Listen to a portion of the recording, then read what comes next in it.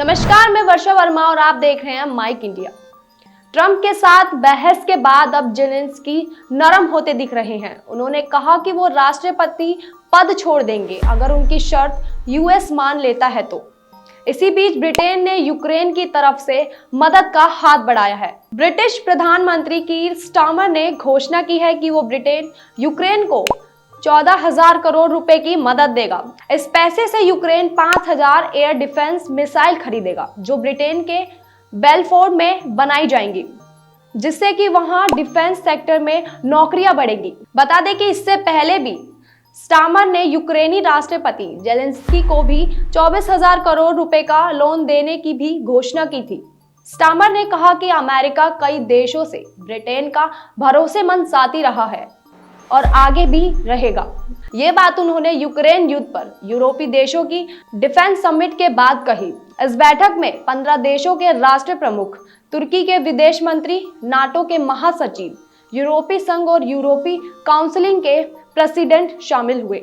आपको बता दें कि स्टारमर ने कहा कि ब्रिटिश सरकार की पहली प्राथमिकता अपने लोगों की सुरक्षा और उनके हितों की रक्षा करना है। इसके बाद उन्होंने ये भी कहा कि हम यूक्रेन को मजबूत बनाने की कोशिश कर रहे हैं और उसके लिए अपना समर्थन दोगुना कर रहे हैं।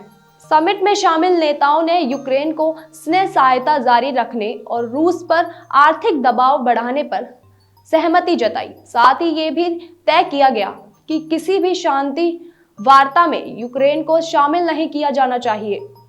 लेकिन रूस ने पहले भी कई बार समझौते का उल्लंघन किया है, इसलिए यूक्रेन को भी दी जाने वाली गारंटी पर कोई असर नहीं पड़ना चाहिए।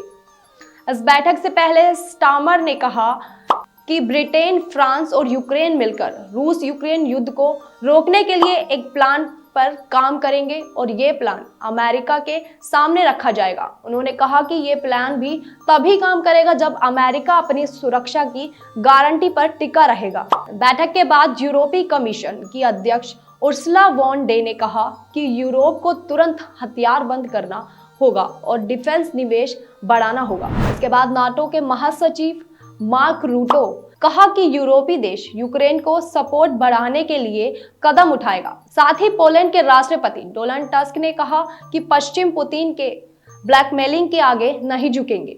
बता दें कि स्टारमर ने जेलेंस्की को 2 बार गले लगाकर उनका स्वागत किया, पहले लंदन पहुंचने पर और फिर डिफेंस समिट में। इससे पहले ब्रिटेन ने यूक्रेन को 24,000 करोड़ रुपए का लोन दिया था, जिसका इस्तेमाल यूक्रेन जरूरी हथियार खरीदने में करेगा। हालांकि यूक्रेन के सपोर्ट को लेकर यूरोपीय संघ के अंदर भी मतभेद है।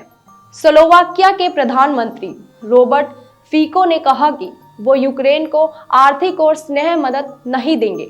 वहीं हंगरी के प्रधानमंत्री विक्टर ओरबान ने भी जेलेंस्की के खिलाफ अमेरिका राष्ट्रपति ट्रंप का समर्थन किया। जैसे कि आप जानते हैं कि जेलेंस्की और ट्रंप के बीच हाल ही में व्हाइट हाउस में तीखी बहस हुई थी। इसके चलते ट्रंप ने जेलेंस्की को फटकार लगाते हुए कहा कि वो तीसरे विश्व युद्ध करने का जुआ खेल रहे हैं, जिस पर फिर जेलेंस्की ने जवाब दिया और कहा कि अगर युद्ध होगा तो उसका असर अमेरिका पर भी पड़ेगा।